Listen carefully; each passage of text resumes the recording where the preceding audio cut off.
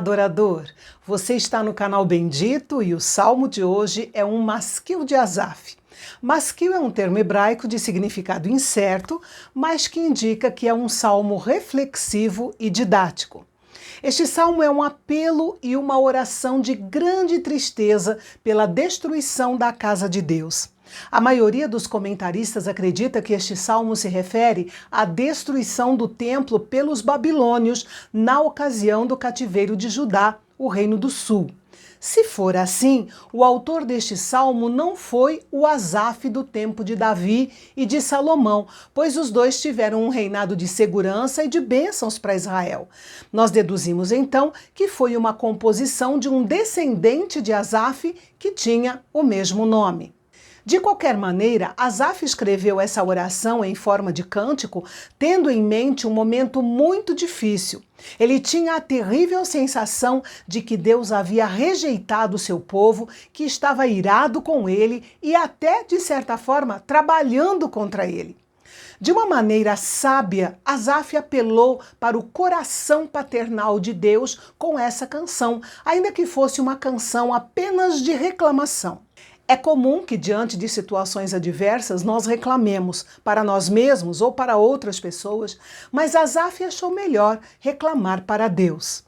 Quando ele diz lembra-te, não significa aqui trazer à memória, pois Deus não esquece de nada. Na verdade, essa expressão queria dizer comece a agir em nosso favor. Asaf pediu a Deus para lembrar que a congregação dos filhos de Israel pertencia a ele. Era o povo que ele havia comprado do mercado de escravo das nações, desde os tempos antigos.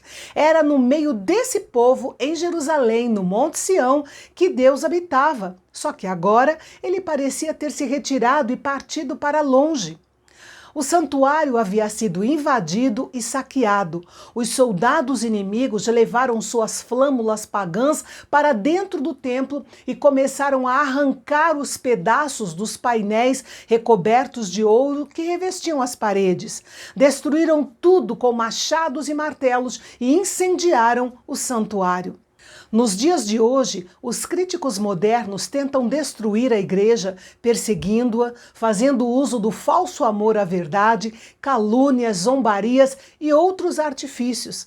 Esses são os machados e martelos usados para destruir ou tentar destruir a igreja de Cristo. Assim como o salmista, nós devemos suplicar ao Senhor que venha em nosso socorro, nos dando força e sabedoria para vencermos essa batalha espiritual. Depois de destruir o santuário de Deus, os inimigos se empenharam em subjugar o povo, queimando todos os locais de adoração a Deus. Ao que parece, havia locais de encontro com Deus em alguns lugares espalhados na terra de Israel. Quando Israel era um povo obediente, estes não eram locais de sacrifício, eram locais separados para oração e para ouvir e aprender sobre a lei de Deus. Os profetas haviam advertido os líderes e o povo várias vezes que o julgamento de Deus estava a caminho, mas eles se recusaram a ouvir a palavra de Deus. Por isso, o Senhor não levantou mais novos profetas. Nos dias de hoje, o problema não é a ausência da palavra de Deus. O problema de hoje é que ela não é valorizada como deveria, não é consultada e nem estudada. Em vez disso, inúmeras coisas menores e de menos importância tomaram o lugar da Bíblia. Por isso, o caos espiritual vem tomando conta da vida de muitos cristãos. Asaf queria saber por quanto tempo duraria aquela situação desoladora. O povo se sentia rejeitado para sempre, arruinado para sempre, humilhado para sempre e esquecido para sempre. Mas ele não perdeu a confiança no poder ou na capacidade de Deus. É verdade que, aos olhos humanos, as coisas não poderiam ficar piores do que já estavam. Mas Asaf passou a declarar o que ele podia ver com os olhos da fé. Afinal, o homem de fé nunca fica cego diante da desolação. Ele vê claramente todos os fatos terríveis, mas não apenas isso. Ele vê além, ele vê o agir de Deus. Além disso, sua última palavra nunca é desolação, mas sim salvação. O mesmo Deus que dividiu o mar pela sua força, que derrotou os monstros marinhos e o Leviatã, poderia resgatar o seu povo daquela crise. E abrindo um parêntese aqui, em vários lugares a Bíblia menciona esses monstros marinhos e o Leviatã.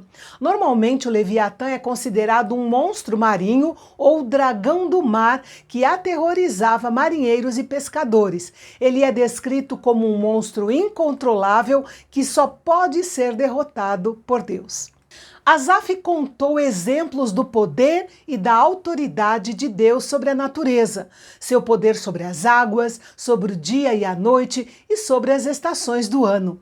Que Deus poderoso! Quando a situação está sombria, devemos fazer como Asaf, olhar para o alto, olhar para as obras de Deus e ganhar força e confiança para continuar.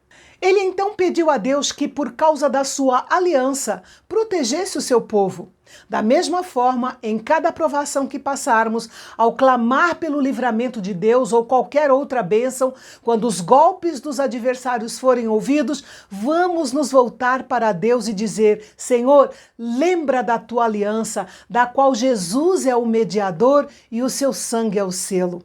E finalmente Asaf pediu a Deus que agisse não apenas pela compaixão do seu povo, mas também por causa da sua honra, para repreender o homem tolo que todos os dias afrontava o Deus de Israel.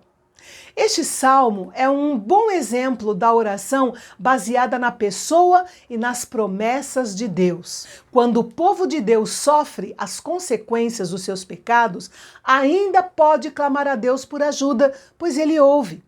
Pode ser que Ele envie socorro imediato, mas também pode ser que Ele continue com a disciplina, mesmo quando as orações são baseadas em promessas, até o tempo determinado por Ele, como aconteceu com o povo de Judá, que ficou no cativeiro por 70 anos. Mas, independentemente das circunstâncias, Deus ainda era o Deus de Israel.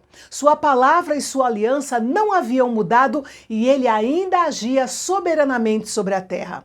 Assim também nós, seja qual for a resposta de Deus ao nosso clamor, não precisamos nos desesperar, pois Deus sempre estará no controle da história.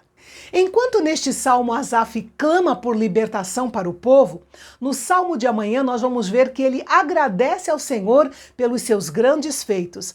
Assim como na vida cristã, o choro dura uma noite, mas a alegria vem pela manhã. E eu espero você para esse momento de gratidão e reflexão aqui no canal Bendito, o canal de Fala Fácil. Até lá!